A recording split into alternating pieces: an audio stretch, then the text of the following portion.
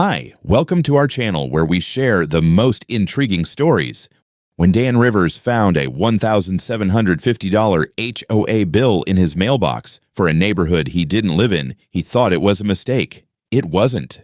It was the start of a wild battle involving forged maps, fake signatures, and a ruthless HOA president hell-bent on control. And Dan, he fought back.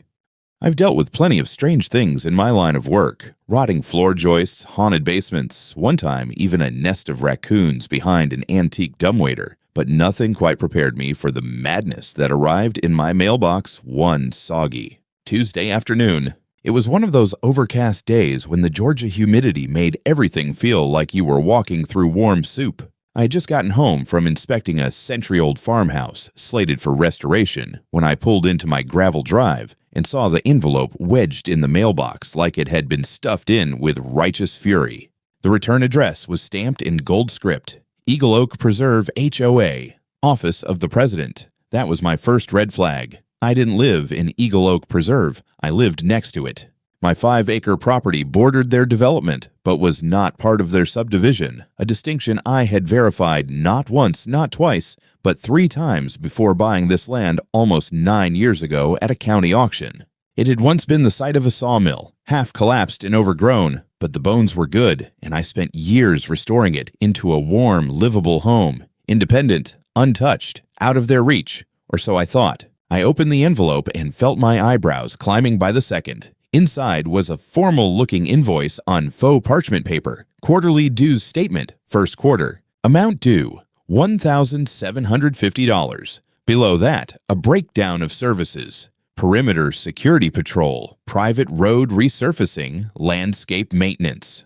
What landscape? My driveway was gravel, and my idea of landscaping was not mowing for 2 weeks until the wildflowers got tall enough to attract bees. But the real kicker was the enclosed map. It looked like a satellite overlay with parcel boundaries marked in red. There it was, my land, outlined, shaded, and labeled Zone 5A, Extended Community Benefit Region. Not only that, but right next to it was a crescent-shaped stretch of land I didn't recognize. It was labeled Natural Drainage Easement and tied to a different name, parcel managed under Cooperative Funding Agreement. The invoice clearly stated I was jointly responsible for maintaining that zone. I read the fine print twice. They were billing me for land I didn't even own. At first I laughed. It was a short, incredulous snort, like when someone offers you expired milk. I figured it had to be a clerical error. Maybe some overeager intern at the HOA office decided to cast a wider net. So I did the reasonable thing. I called the number on the letter. A woman picked up, brisk and rehearsed.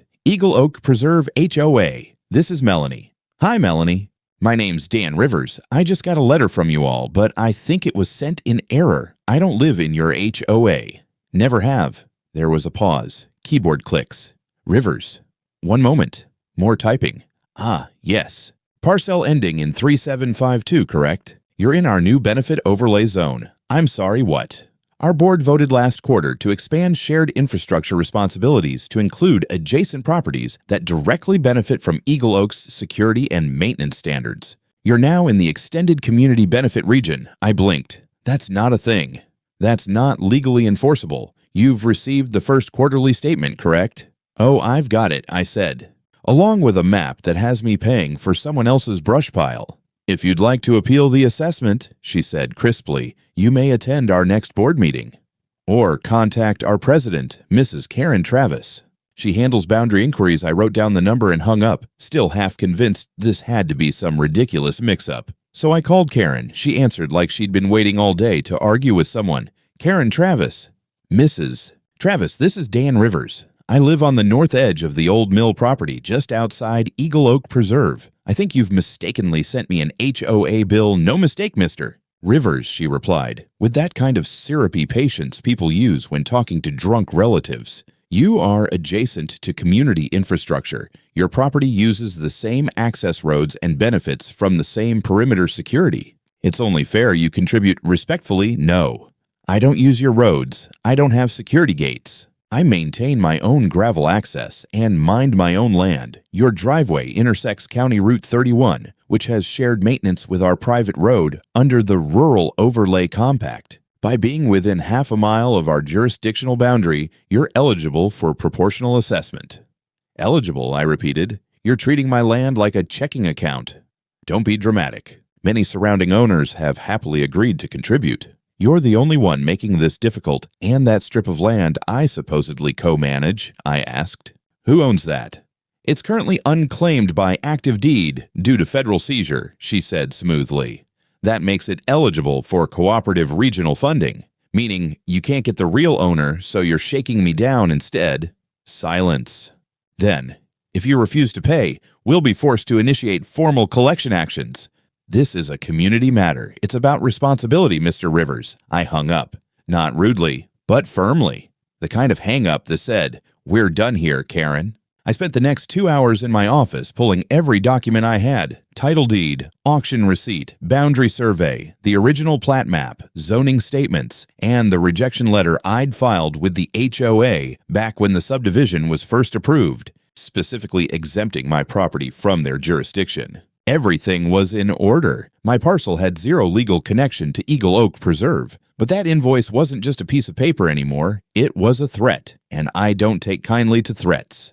The next morning, I was at the county records office before they even flipped the open sign. I parked my truck, grabbed my coffee thermos, and walked in like a man on a mission, which technically I was. The clerk behind the counter, Marla, gave me a suspiciously cheerful smile, the kind you give someone right before telling them their dog's been impounded. Dan Rivers, I said, setting my folder down on the counter. I need to pull every document tied to parcel number 3752. Boundaries, plats, zoning overlays, especially anything filed in the last 18 months. She adjusted her glasses and clicked around on her keyboard. You having HOA problems? She asked without looking up. That obvious, Marla smirked. You wouldn't believe how many folks come in with the same story. HOA reaches out, tells them their property's magically part of some zone now. Suddenly, they owe $1,000 a quarter for shrubbery they didn't plant. She printed a stack of pages and handed them over. I thanked her and took a seat at one of the public tables. Everything looked like what I already had, until I found a filing timestamp 10 months ago, labeled Boundary Clarification and Cooperative Overlay, Eagle Oak Preserve. I leaned closer. It was a scanned PDF of a revised boundary map. My 5 acres were suddenly inside a shaded extension zone labeled Extended Benefit Region B. A note at the bottom said the changes were submitted with community approval and included a list of consenting owners, and right there, bold as daylight, was my name. Daniel Rivers supposedly having signed off on this nonsense in cursive script I hadn't used since junior high. I stared at it for a good minute, heart thudding. My signature had been forged. Next to mine were 4 others, names I didn't recognize, but under represented parcels, 2 matched property numbers I knew belonged to my neighbors. I sent texts to both, asking if they'd ever signed anything related to the HOA. They responded within minutes. Nope. WTF are you talking about? I took out my phone, snapped photos of the forged signature page and the revised map, and started building a digital folder. I needed to escalate this. At home, I printed copies of everything. I wrote a formal rebuttal letter addressed to Eagle Oak Preserve HOA, enclosing my original plat map, my deed and title, my signed HOA exemption from 9 years ago, and now the new forged map with their timestamp, in bold underlined font, added, I am not a member of Eagle Oak Preserve HOA. I have not signed or authorized any boundary expansion. The enclosed map contains a forged signature. Cease all contact and remove any references to my property from your assessments. I sent the package certified mail. Return receipt requested. I also sent copies to the county zoning board and the property assessor's office, just in case they'd been given similar updated maps. 2 days later, I got a call from a number I didn't recognize. I picked up on speaker, half expecting another HOA minion. Mr. Rivers. The voice was male, formal. This is Brian Keller. I'm with Oak Ridge Geometrics. I believe you requested a boundary assessment? Ah, right. I'd called his office the same day I'd found the forged map, asking for an independent survey and review of HOA filings. His firm had done a lot of the original mapping for the county, so I trusted them. Yes, I did. Have you had a chance to look? More than that. Can we meet in person? We agreed on a diner near the edge of town. He showed up in a dusty SUV with faded company decals and a laptop bag that looked like it had survived multiple plane crashes. Over eggs and coffee, he opened his screen and rotated it toward me. "What you're looking at is the original recorded plat from 9 years ago," he said. "Your property was never part of Eagle Oak Preserve." In fact, their own internal survey, prior to this revised map, makes that very clear. He tapped a folder. "But this," he said, pulling up another document, "is the new submission. And it's a mess. They didn't just alter boundaries. They overwrote the GIS layer, submitted it as a technical correction, and logged it as a community agreement. That's not a correction. That's fraud." My stomach tightened. "Is that enough to get it reversed?" He nodded. "If it were just your case, maybe not. But I've looked at the other names. At least 2 of them are listed on properties that aren't even adjacent to the HOA zone, and the signature dates don't match the digital timestamps." He closed the laptop. "Someone's fabricating boundary data and submitting it as legal revision. That's not just unethical. That's criminal." I sat back, letting the weight of it settle.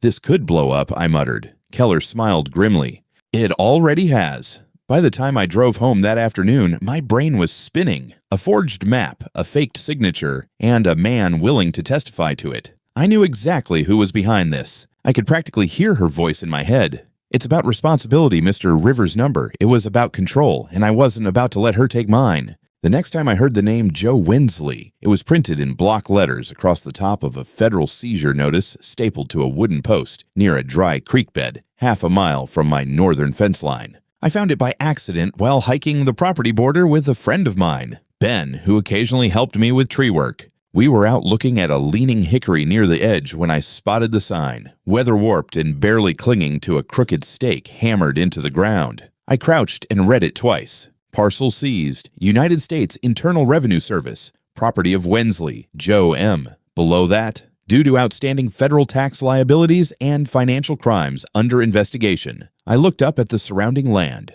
Overgrown scrub, half-dead pines, a crumbling concrete slab, probably all that was left of a storage shed, and a rusted-out pickup, half swallowed by weeds. This was the shared natural drainage zone the HOA wanted me to pay for. A patch of swampy nothing that hadn't seen a lawnmower since Reagan was in office. I took a few photos on my phone, zooming in on the seizure date, April 14th, 2 years ago. That meant that land wasn't even actively owned anymore. It was under IRS control, completely off limits for any residential claim, let alone HOA landscaping charges. Later that day, I dug through the invoice the HOA had sent me again and reread the maintenance breakdown. They claimed the natural drainage easement was being cooperatively managed through regional contribution, citing shared ecological runoff and property value impact. Except it wasn't. The only runoff happening there was decades of rain washing away the memory of whoever Joe Wensley even was. I ran a property search through the county assessor's portal. The records confirmed what the IRS sign had said. The land was under federal holding, pending auction or environmental review. There was no legal basis, none, for a private HOA to include it in their fee structure. And yet, there it was on their map, right alongside my home, colored neatly into their fantasy world of extended benefit regions. My next call was to Brian Keller again, the geodetic engineer. I emailed him the parcel ID for the seized lot and asked if he could run a proximity analysis, basically to prove I wasn't functionally connected to it. He wrote back an hour later, "You're separated by forest, elevation drop, and drainage ridge. No ecological overlap, no legal connectivity. Anyone claiming joint use is lying." I stared at that last sentence. I wasn't just being charged by mistake. I was being charged on purpose for land I didn't own, couldn't access, didn't benefit from, and that belonged to a ghost under federal lock. That evening, as the sun was going down and the frogs started their usual racket in the trees, I decided I'd had enough polite paper pushing. I started drafting a new document, not a letter this time, but a formal refusal to recognize HOA jurisdiction and demand for immediate cease and desist. I used the most aggressive language my lawyer friend would approve of and cited both the fake boundary submission and the fraudulent inclusion of federally seized property. I sent it by certified mail, again with return receipt, and CC'd it to the HOA board, the county zoning authority, the local office of the IRS Property Division, and, for good measure, a regional news editor I knew at the Ledger just in case. 2 days later, a black SUV pulled into my driveway, slow and deliberate like it was trying to be dramatic. I was on the porch splitting cedar logs when a woman in a gray suit stepped out and made her way over, heels crunching the gravel. "Mr. Rivers?" she asked. "That's me." She handed me a manila envelope.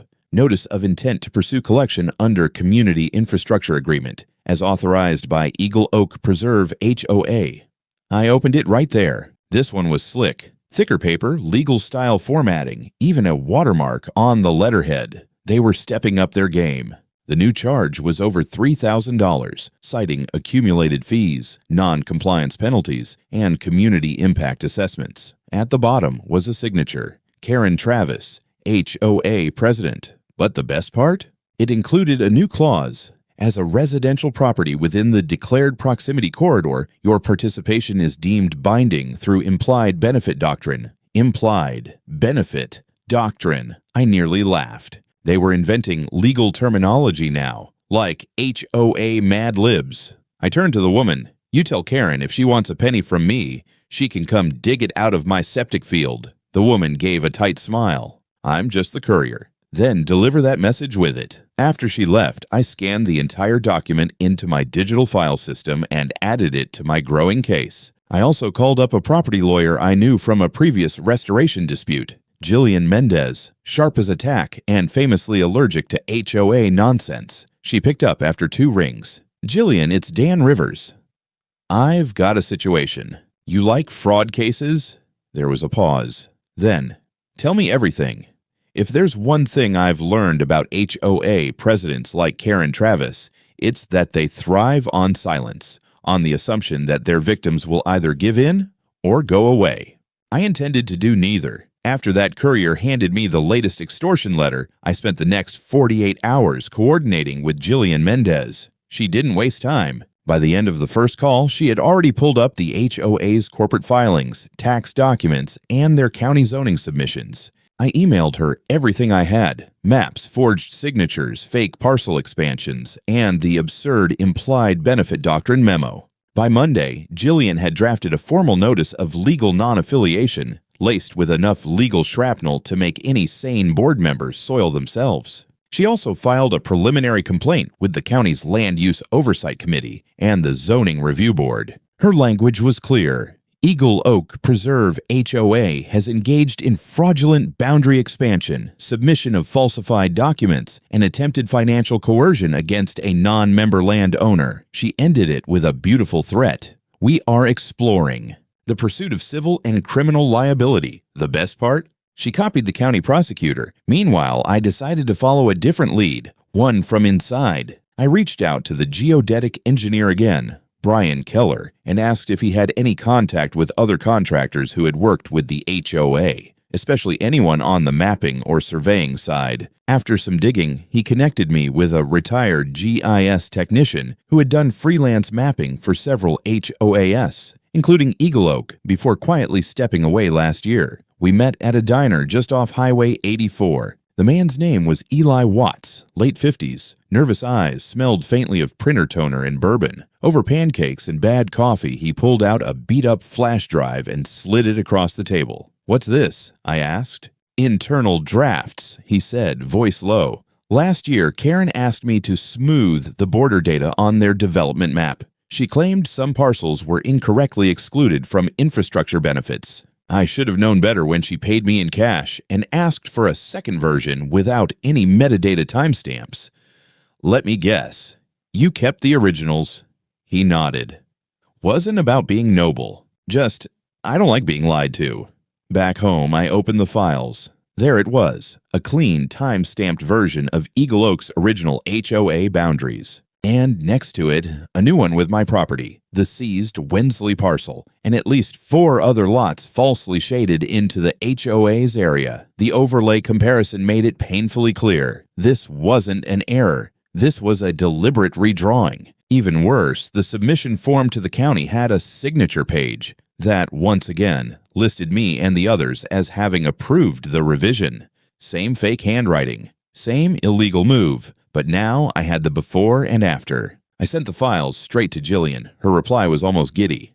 "They're cooked. We're submitting this to the Land Commission first thing in the morning, also preparing a fraud complaint." This is textbook boundary laundering. While she worked on the legal side, I decided to go public. I'd had enough of Karen hiding behind rules no one voted on and community principles she made up on the fly. I wrote a detailed account of everything that had happened so far, complete with map comparisons, financial breakdowns, and HOA correspondence, and submitted it to the Ledger, the largest local paper. I didn't expect them to bite so quickly, but within 24 hours, a reporter called me. Her name was Devin Hale. Young, sharp, didn't waste time. She showed up the next day with a notepad and a field recorder, asked smart questions, and photographed everything. My maps, the seizure sign, even the courier's letter. By the end of the interview, her eyes were blazing. "This is systemic," she said.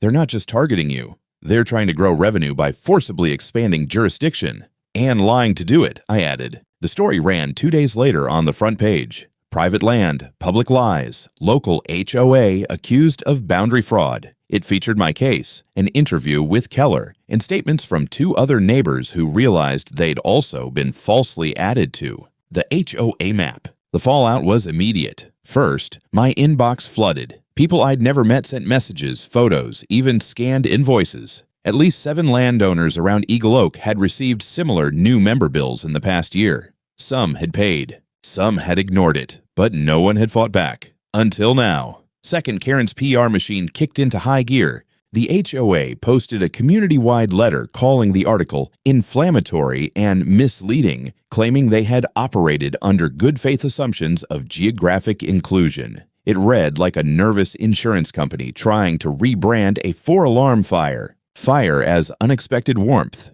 And third, best of all, the County Land Commission sent out a formal notice of investigation naming Eagle Oak Preserve HOA and listing 10 parcels under review for illegal annexation via cartographic misrepresentation. Jillian called me that night, practically gleeful. "They're bleeding, Dan." And we're just getting started. I stepped out onto my porch, lit a cigar I'd been saving since last 4th of July, and watched the quiet tree line beyond my fence. For once, it wasn't the woods I was worried about. It was the war in the spreadsheets. You'd think that once the Land Commission opens an investigation and a local paper drops a front-page expose, the people responsible might take a step back. Maybe lie low. Maybe lawyer up. But not Karen. No, Karen doubled down. 3 days after the Ledger story ran, I woke up to the sound of metal clanking on my front gate. It was just after sunrise, and the woods were still wrapped in that pale blue morning fog. I slipped on boots, grabbed a jacket, and headed out. There, bolted to my wooden entrance post, was a fresh metal sign. HOA issued, powder-coated, professionally printed. Notice of non-compliant property, subject to assessment fines. Contact Eagle Oak, Preserve HOA for resolution. I stood there, blinking. It was surreal, like waking up in a Kafka novel. My property, private, documented, completely outside their jurisdiction, was now marked as non-compliant by a board of self-righteous suburban bureaucrats with delusions of empire. I called Jillian immediately. She didn't even let me finish the story before cutting in. Send me photos. Take a time-stamped video. And don't remove it yet. Why? Because it's trespassing and attempted intimidation.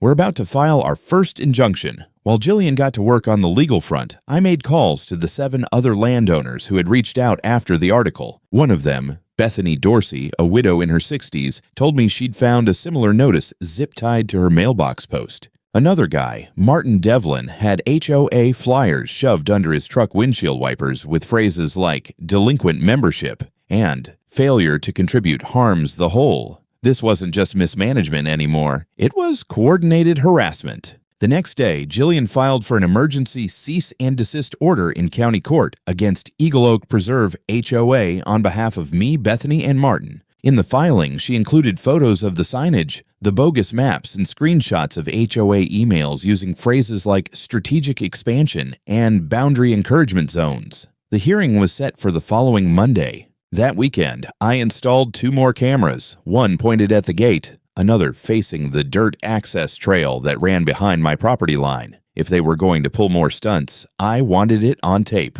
And sure enough, late Sunday night, a motion sensor pinged me. I checked the live feed on my phone. There, in grainy black and white, were two men in reflective vests. One held a clipboard, the other carried a plastic stake and a mallet.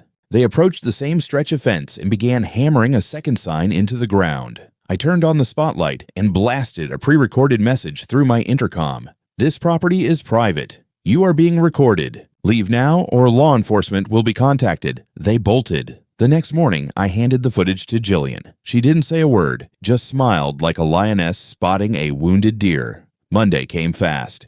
The courthouse was packed tighter than usual, thanks no doubt to the newspaper article and growing neighborhood drama. Karen arrived in a beige pantsuit and oversized sunglasses, flanked by two board members and an overpaid attorney who looked like he charged by the syllable. The judge was a serious, no-nonsense man with silver hair and a voice like gravel in a coffee grinder. Jillian laid out the case first, clear, calm, devastating. She showed the timeline of the map alterations, the forged documents, the sign postings, and the trespassing footage. Karen's lawyer fumbled through a defense that boiled down to, "Our intentions were noble, and community benefit overrides procedural flaws." The judge's expression didn't change once, but his eyebrow arched so hard I thought it might break orbit. Then came the ruling. Temporary injunction granted. HOA is hereby barred from initiating contact with the plaintiffs, levying fees, posting signage, or altering property boundaries until further review. Any continued attempts will result in civil contempt proceedings. Karen didn't look at me on the way out. She just kept walking, lips tight, fists tighter. Outside the courthouse, Devin Hale from the Ledger caught up with me. "Big win today." I nodded. "First round." "You think she'll stop?" I glanced toward Karen's disappearing SUV. "No." But she just ran out of invisible ink. That night, I went home, took down the trespass sign, and burned it in the fire pit. But I kept the bolt. It would make a good exhibit piece. Evidence that HOA delusion wasn't just annoying, it was criminal. The silence after the injunction was almost suspicious. No more letters, no more metal signs. No HOA, flyers tucked under windshield wipers like mafia warnings. For 2 whole weeks, it felt like the neighborhood had been tranquilized. No peeping board members, no veiled threats, no midnight survey crews with clipboards and mallets. But I've lived through too many restorations to trust peace that comes too easy. Rotten wood doesn't creak when it's soaked. It snaps when you step on it. And the snap came soon enough. It started when Jillian forwarded me a notice she received from the County Land Commission, not from the Fraud Division, from the Land Use Policy and Planning Board. Apparently, Eagle Oak Preserve HOA had submitted a petition to retroactively annex all adjacent parcels they had erroneously omitted in their original formation charter, including mine, Bethany's, Martin's, and 4 other properties. The trick. The petition was worded to sound like we had agreed. They claimed the omission was corrected via administrative consensus from affected landowners. No signatures, no proof. Just another batch of lies wrapped in legal doublespeak and filed before anyone could stop them. Jillian was livid. "They're trying to launder the fraud through policy," she said, pacing across my living room like a field commander. "If the Land Use Board signs off on this, even temporarily, it muddies our whole case. They're playing the long game now. This isn't about fines anymore. It's about rewriting the jurisdiction entirely. We needed leverage, real leverage, something that couldn't be explained away as a clerical error or vague community benefit. That meant following the money. That night, I went through every document Karen's HOA had ever sent. Past newsletters, budgets, meeting minutes, everything I could get my hands on. That's when something clicked. In a financial report from 2 years prior, there was a line item labeled Special Reserve Fund, Community Outreach and Expansion, totaling over $42,000. That same year, HOA dues across Eagle Oak Preserve had jumped by 15%. The explanation given was infrastructure upgrades. But the only upgrades I'd ever seen were a new mailbox kiosk and a half-finished stone archway by the neighborhood sign. Jillian filed a Freedom of Information request with the county treasurer's office. What came back was even uglier than we expected. Turns out, the special fund had been siphoning money into a separate LLC, Oak Reach Services, a supposedly independent vendor hired by the HOA for consultation and land negotiation services. But Oak Reach had only 1 registered employee, 1 account, and 1 listed mailing address, a P.O. box in the next town over, belonging to Karen Travis. We had them. The embezzlement angle changed everything. Fraud over land was one thing.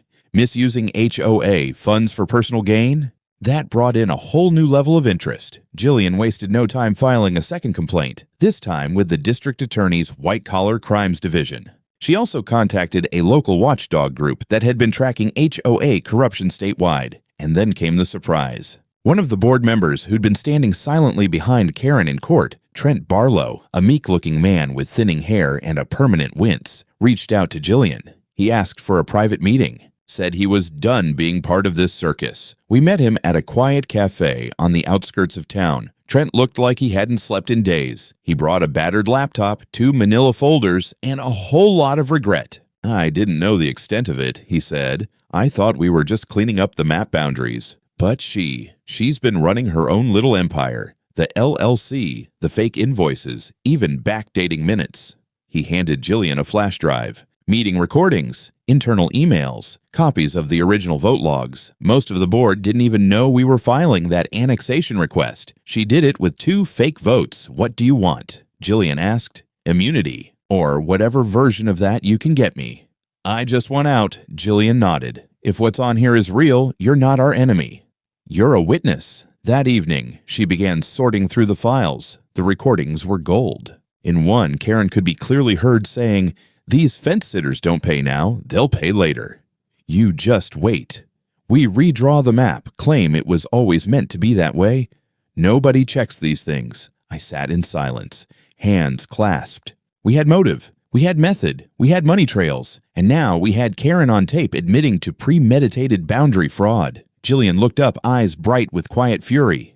"This isn't just about your land anymore, Dan. This is a goddamn RICO case waiting to happen." By the time the district attorney's office officially opened an investigation, the air in Eagle Oak Preserve was thick with panic and passive aggression. Karen had gone underground, figuratively speaking. Her emails stopped. No new HOA meetings were scheduled. The HOA bulletin board by the clubhouse, once plastered with smug updates and flowery slogans about neighborhood unity, had been stripped bare. Just thumbtacks and the faint ghost of paper torn too fast. But silence isn't the same as surrender. One rainy Thursday afternoon, while I was organizing tools in the barn, my phone buzzed with a motion alert. The back trail camera had picked up activity. I opened the feed and froze. A man in a county inspection vest was walking the edge of my eastern boundary, clipboard in hand. But he wasn't from the county. His badge, when I zoomed in, was laminated paper in a cheap plastic sleeve, and the patch on his shoulder, crookedly sewn. Sloppy.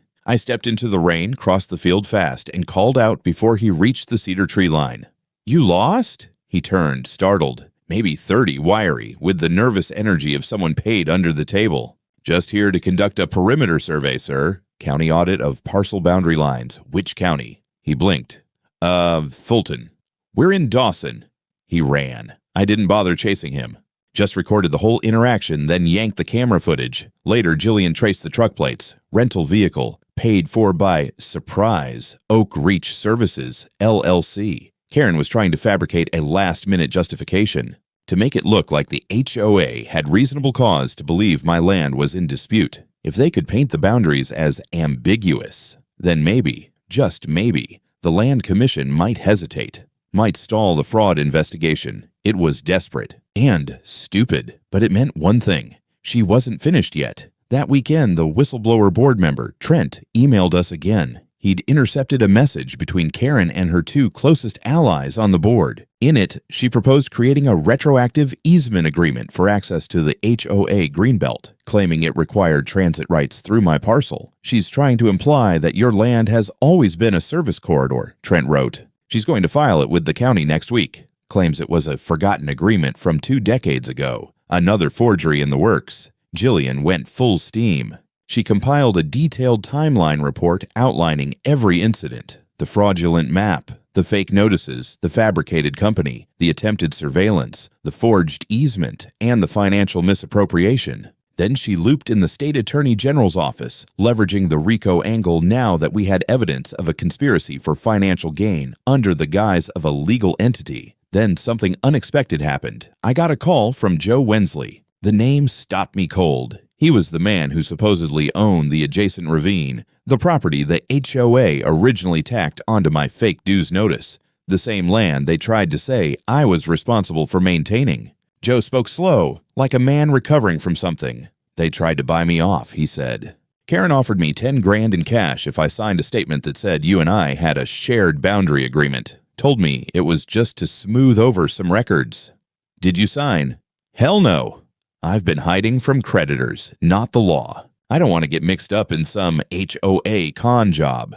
Jillian got a statement from him, signed, notarized, and time-stamped. With that, we not only proved the boundary claim was bogus, we proved intent. Karen was actively trying to manipulate testimony and manufacture legal history. 2 days later, the grand jury subpoena landed. Karen, 2 board members, and a bookkeeper from the HOA office were all named. Charges included conspiracy to commit land fraud, falsification of legal documents, financial misappropriation of HOA funds, witness tampering, attempted unlawful annexation, wire fraud. They didn't even bother denying it anymore. The moment that subpoena hit the news, Karen's lawyer dropped her as a client. By that Friday, county investigators raided the HOA office. They boxed up computers, took physical files, and sealed off the records room. The same place that used to print smug newsletters now looked like a crime scene. Bethany called me that night, voice shaking. We really did it, didn't we? Not yet, I said, watching the blinking light of my gate camera reflect off the wet driveway. But the house of cards is tipping. The trial didn't take long to gather steam. With the grand jury indictment public and media interest swirling like a hornet's nest, Karen's fall from grace became the main event of the season. Every local paper ran headlines. HOA president faces fraud, embezzlement charges. Eagle Oak scheme shakes community trust. Even a national HOA reform blog picked it up, calling it one of the boldest land grab attempts in recent memory. Karen was booked in county jail, wearing sunglasses and a scarf like a failed soap opera villain. Her mugshot went viral, her lips curled in a snarl mid-word, as if she'd been interrupting the photographer to declare something irrelevant and condescending. The formal charges stacked like bricks. Prosecutors had receipts, emails, recordings, forged maps, financial records from Oak Reach, LLC showing direct transfers to Karen's personal checking account. She used HOA funds for spa weekends, hotel suites, flights to leadership summits in Florida. She had a tanning salon membership billed to community beautification. She even paid for a private security guard to monitor her property with HOA money. But it was the audio clip Jillian had uncovered, Karen admitting to redrawing the map to make homeowners pay later, that sealed the coffin. The jury only needed to hear it once. Her smirk during playback didn't help. Karen was sentenced to 12 years in state prison, with eligibility for parole only after 8. The judge called her actions a calculated predatory abuse of legal structures intended to serve the public. 2 board members were given suspended sentences and community service in exchange for their cooperation. The bookkeeper pleaded guilty and agreed to testify against Karen in exchange for reduced charges, and the HOA officially dissolved. By court order, Eagle Oak Preserve HOA was disbanded, all assets frozen pending civil claims, and its charter invalidated. An independent forensic accountant appointed by the court found over $187,000 in questionable expenditures over the last 4 years. Residents were stunned, some grateful, others humiliated they'd been part of it. I wasn't done yet. Jillian filed my civil lawsuit against what remained of the HOA entity and Karen personally. Between emotional distress, defamation, attempted extortion, and legal expenses, the court awarded me $245,000 in damages, paid from the HOA's remaining escrow funds and Karen's frozen accounts. Bethany, Martin, and 2 others filed their own suits, and won. The Land Commission added new oversight requirements for all HOAs operating in the county. But honestly, the money was the least satisfying part. What mattered more was the day I rebuilt the old wood sign at the end of my driveway. Simple, carved by hand, painted in deep earth tones. This land is not included just because you say it is. I left it there, rain or shine. Sometimes folks passing by stopped to take photos. A few old-timers knocked on my door just to say thanks. A month later, I got an invite to speak at a community rights summit in Asheville. Jillian came too. She introduced me as the man who outplayed an entire HOA with a hammer, a barn cam, and a bullheaded sense of property law. I gave a 10-minute talk called Check the Map Twice. It got a standing ovation, and you know what? I didn't mind the attention, but I was happier back home, on my 5 acres of stubborn independence, restoring century-old woodwork, watching storm clouds roll in over unclaimed sky, and knowing the only dues I owed were to the land beneath my feet.